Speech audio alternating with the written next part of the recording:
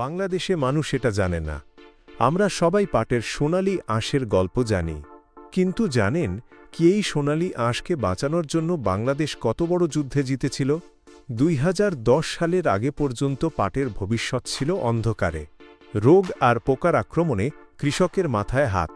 আমাদের জাতীয় সম্পদ পাটের অর্থনীতি প্রায় ধসে পড়ছিল। কিন্তু ঢাকা এবং ময়মনসিংহে কিছু স্বপ্নবাজ মানুষ হাল ছাড়েননি।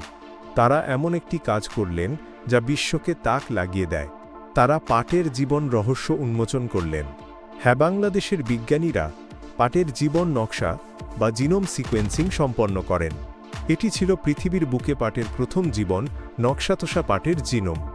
নেতৃত্বে ছিলেন মাকসুদুল আলম। এই আবিষ্কার শুধুমাত্র একজন বিজ্ঞানীর গবেষণা ছিল না, এটি ছিল কোটি কোটি পাটের কৃষককে বাঁচানোর দলিল।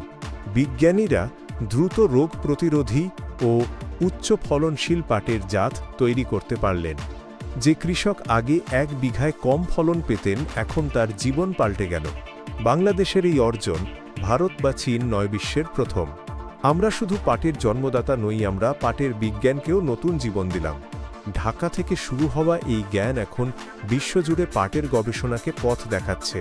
এটা আমাদের গর্ব, যা হয়তো আমরা প্রতিদিন আলোচনা করি না। কেমন লাগলো এই অজানা তথ্য?